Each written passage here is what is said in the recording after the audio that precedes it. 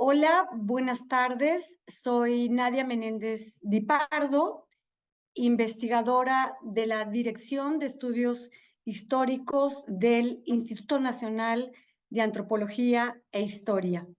Es un gusto estar aquí hoy. Agradezco este espacio y a las personas que lo hacen posible. Palabra de nuestras autoras y nuestros autores del Instituto Nacional de Antropología e Historia, ya que nos brindan la oportunidad de difundir y presentar nuestros trabajos de investigación. Yo hoy voy a hablar de la reciente publicación de mi libro Alcoholismo, vicio, enfermedad y muerte, la mirada médica entre 1870 y 1910 en la Ciudad de México.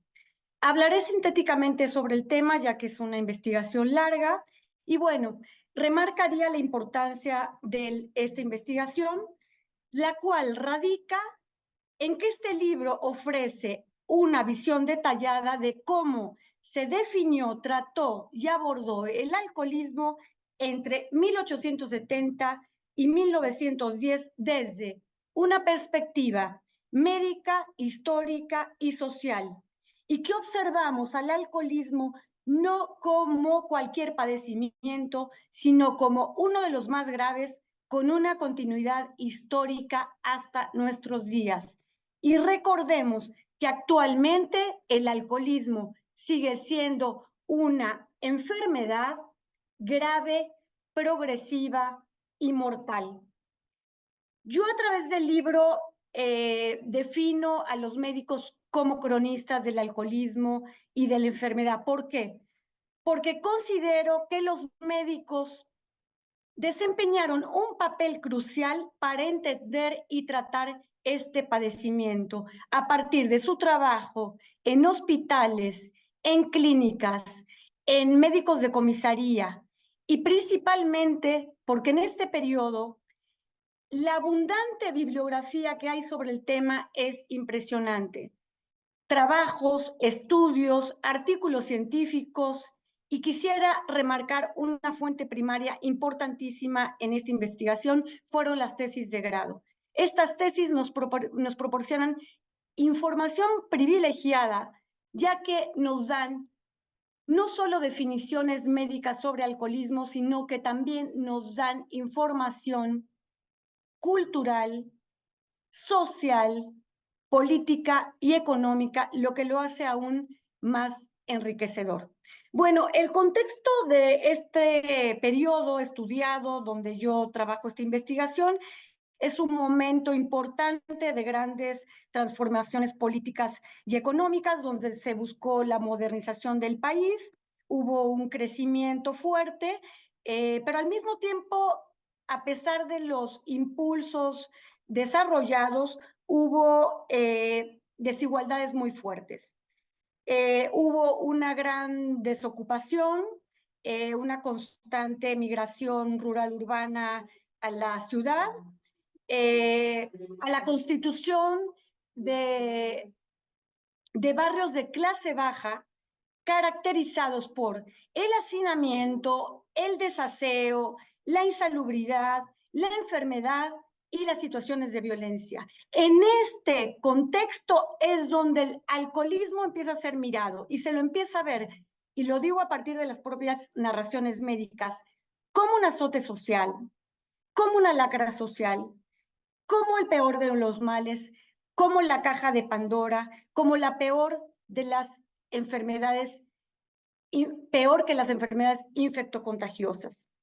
Bueno, a partir de esto, y creo que es una de las cuestiones más medulares en esta investigación y de este momento histórico, y hay un cambio radical en la percepción de este padecimiento, es el cambio en la definición del alcoholismo. ¿Qué quiero decir con esto? Se deja de ver y definir al alcoholismo como un vicio al medicalizarlo. ¿Qué quiero decir con esto? Que se le ponen signos y síntomas a la enfermedad para así justificar el internamiento de los enfermos en hospitales, hasta en cárceles o en manicomios, de donde viene toda esta teoría del control social y que sí fue aplicada en esta época. Pero quiero señalar que esta enfermedad, por lo tanto, tenía que ser tratada, pero al mismo tiempo no es que fue reemplazado un concepto por otro, sino que los dos conceptos convivieron al mismo tiempo. En este periodo también se da una estigmatización del sujeto alcohólico. ¿Qué quiero decir con eso? Es decir, que el alcohólico es el pobre y el indio de las clases bajas urbanas. El alcohólico era visto como un sujeto de malas costumbres, peligroso, vicioso, que no iba al trabajo, que se gastaba el sueldo de una semana en un día, dejando a la familia abandonada, condenándolas a la mendicidad. Y todo este discurso está en todo este periodo a partir de los propios discursos médicos y de la sociedad dominante. Pero también, ¿cómo poder entender que haya tantos trabajos, tantos estudios en esta época, no solo en México, sino a nivel mundial, sobre todo de la medicina francesa, alemana, italiana, inglesa? Es porque en este momento hay una elevada producción y comercialización de las bebidas alcohólicas que son elementos claves para comprender el aumento en el consumo. En varios países europeos y en México, las diferentes producciones alcoholeras se irán convirtiendo en uno de los principales rubros económicos, tanto en términos de producción como de consumo. Recordemos que en esta época hay una proliferación de las fincas pulqueras, de fábricas de alcohol. Sobre todo se produce pulque, que fue de las bebidas más tomadas, después viene la cerveza, pero bueno, no lo puedo desarrollar en este momento. Hay auge de otras bebidas como el aguardiente, el mezcal, el tequila, otros productos de fermentación a partir de la fermentación y destilación de diferentes frutos de diferentes localidades de la República Mexicana que se tratan en el trabajo. Y uno de los temas importantes que tampoco puedo desarrollar mucho es la lucha entre los médicos y las confrontaciones entre los médicos sobre si el pulque es una bebida nociva o no. Hay todo un grupo de médicos que defienden al pulque por su capacidad nutricia, porque dicen que sustituye, por ejemplo, elementos como la carne, que reparan las fuerzas perdidas para el trabajador de la nueva industria dentro de este nuevo esquema de trabajo. Es una fuente de nutrientes. Entonces, lo ven como una sustancia reparadora. Hay todo un grupo de médicos que cuestiona esta postura, dice que al contrario, que el pulque es una bebida sucia, asquerosa, que enferma, porque aparte, bueno, en esta época también hay muchos trabajos sobre la adulteración del pulque. Entonces, hay muchas definiciones de que al pulque se le mezclan orines, heces de perro, café quemado, garbanzo, lo que genera enfermedades gastrointestinales y otro tipo de enfermedades. Entonces, hay una querella y una confrontación que dura casi todo este periodo, después se va minimizando, porque también además los médicos que defendían al pulque lo recomendaban a las nodrizas para que tuvieran una mejor leche, lo recomendaban a las madres para que el pulque mezclado con hojas de naranjo se los dieran a los niños desde bebés para que así fueran niños sanos y robustos. Y la otra parte de los médicos decía que los niños empezaban a ser alcohólicos desde bebés por esta mala práctica. Pero bueno, ese es un tema también muy largo y muy interesante que se desarrolla en el libro. Después hablamos un poco de las causalidades. El alcoholismo fue una enfermedad multicausal, es decir, todo causaba alcoholismo. El alcoholismo aparece como una costumbre, pero señalando por los médicos que la sociabilidad, pero la miseria, la pobreza, la ociosidad, el tipo de bebida, el clima, la edad, la profesión, el estado constitucional de las personas, la sociabilidad, las costumbres, las largas jornadas laborales, el desgaste muscular, los bajos salarios, la herencia. Es decir, hay una gran cantidad de elementos que ponen la causalidad del alcoholismo, por eso mencioné que lo definían como una enfermedad multicausal. O sea, todo causaba alcoholismo. Existen clasificaciones del alcoholismo, yo voy a definir dos rápidamente, el alcoholismo agudo y el alcoholismo crónico.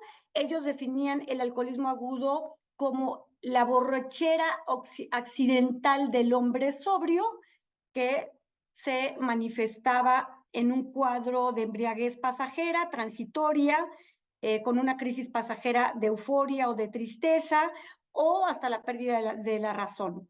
Y el crónico, que sí ya tenía una connotación más fuerte, ya que los sujetos se enfermaban de cirrosis principalmente, de hígado graso, de úlceras, de hepatitis alcohólicas. Entonces, bueno, el alcoholismo que se iba cronificando era el más peligroso, aunque los dos los consideraban peligrosos. También los médicos señalaban el alcoholismo relacionado con toda una cantidad de otras enfermedades, tanto infectocontagiosas como crónico-degenerativas. Decían que bueno, no decían, ellos a partir de su propio trabajo hospitalario, decían que el alcohol y el alcohólico se facilitaban neumonías, sífilis, catarros, enfermedades epidémicas, tuberculosis, viruela, tifus. Entonces, decían que el sistema inmune del alcohólico era débil y por lo tanto podían contraer cualquier tipo de enfermedad. Pero también varios médicos consideraban que en México el envenenamiento alcohólico era el factor principal en la etiología de las enfermedades mentales. Consideraban que existía una relación muy estrecha con la epilepsia, la locura, la neurosis, el suicidio. Y señalaban, como lo veremos en un momento, que era resultado de la borrachera de los padres basándose en la historia familiar de la enfermedad. Y aquí quiero hacer un paréntesis y señalar esta definición que va a ser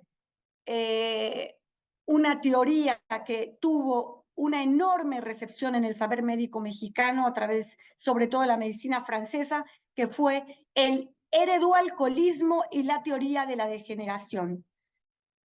Me estoy refiriendo a que desde mediados del siglo XIX se desarrolló una explicación del alcoholismo generada por la medicina francesa, pero que va a influir fuertemente en la medicina mexicana y que colocaba las causas del alcoholismo en la herencia biológica y familiar. Y es la teoría de la generación.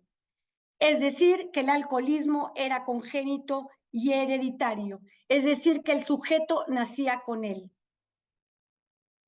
Ellos planteaban que aparte la herencia podría ir desde abuelos a nietos, de padres a hijos, pero que el resultado de esta degeneración iba a traer tipos de diferentes enfermedades como sujetos idiotas, imbéciles, incapacitados, raquíticos, débiles, locos, es decir, que estaban degenerados biológica y socialmente. Y esta teoría fue una de las más utilizadas por la medicina mexicana de la época. Y por lo señalado, necesitaban ser controlados por los médicos y también por los policías, en este caso en manicomios y cárceles. Hay toda una relación también que se trata a lo largo del libro, de una relación directa entre alcoholismo, violencia y criminalidad. Los médicos fueron así como, diría Josep María Comelles, como los primeros etnógrafos, en el sentido de que ellos tratan absolutamente todo un universo, no solo médico, que es lo que decía al principio, ya que ellos, por ejemplo, relacionan todo el tema del consumo de alcohol en pulquerías, en cantinas, en espacios de socialización, pero que esos espacios, al ingerir una bebida alcohólica, se transforman en eventos violentos de lesiones, de robos, de abusos, de violaciones, de acuchillamientos, pero sobre todo en días festivos. Y conllevaba, aquí hay también muchas investigaciones sobre lo mismo, al llamado San Lunes o Lunes mexicano, donde existía un elevado ausentismo laboral, ya que el alcohólico empezaba a tomar desde el día viernes y, bueno, se curaba, seguía tomando y luego se curaba la cruda y luego regresaba al trabajo hasta el día martes. Eso es un discurso que está de forma permanente en la literatura médica de la época. Existieron una gran cantidad de tratamientos, no me puedo detener en ellos, principalmente el tratamiento moral y luego el tratamiento con diferentes sustancias que iban dirigidas a tranquilizar al sujeto alcohólico o a excitar o estimular al sujeto alcohólico, dependiendo en el estado en el que se encontrara. Se llegó a utilizar también la camisa de fuerza, en algunos las inyecciones de estricnina, que era una sustancia que hacía que el sujeto o el paciente sintiera un sabor amargo en la boca y por lo tanto rechazara el beber alcohol. Hubo varios tratamientos utilizados, muchos eran de ensayo y error. Hubo toda una cantidad también de medidas preventivas frente al alcoholismo. Se propusieron propuestas a través de sociedades de temperancia que tuvieron mucho auge en este momento, donde la idea era dar discursos sobre los males que acarreaba el alcoholismo, y obviamente en esas reuniones solo se tomaría agua o té. La educación antialcohólica, en las escuelas se dedicaba una clase a los niños para enseñarles los males que traía el alcoholismo. Y bueno, los médicos también recomendaban espacios de esparcimiento, diversiones públicas, como ir al cine, al teatro, lo cual era una contradicción porque no todo el mundo, obviamente, y menos en este momento, tenía acceso a ese tipo de diversiones públicas, pero la idea era alejar al sujeto de las bebidas alcohólicas. También quisiera recordar que los médicos trataron de influir en los reglamentos para controlar la venta, por ejemplo, de alcohol en los diferentes expendios y en los espacios de venta públicos de alcohol. Ellos hicieron varias recomendaciones sobre el asunto. También creo que es una parte importante del libro, es la parte de los relatos de pacientes en hospitales, es decir, incluye historias personales que afectaban la vida cotidiana de las familias, con toda una descripción del enfermo alcohólico. Y bueno, yo concluiría, y que me encantaría que leyeran el libro, porque yo a grandes rasgos estoy tratando de explicar de lo que trató esta investigación. Ofrece varias perspectivas de cómo sobre la medicina mexicana abordó el problema del alcoholismo a finales del siglo XIX y principios del siglo XX, documentando y analizando las interpretaciones y acciones médicas de la época, pero que aún deja abierto un campo de estudio que aún tiene muchísimas áreas inexploradas. Bueno, con esto yo concluiría. Agradezco nuevamente este espacio. Este libro se encuentra ya en la mediateca de Lina, donde se puede consultar, y en diferentes plataformas. y próximamente lo presentaré en la Feria del Libro de Antropología en el mes de agosto. Y nuevamente, muchas gracias, buenas tardes y gracias por haberme acompañado en este espacio. Gracias.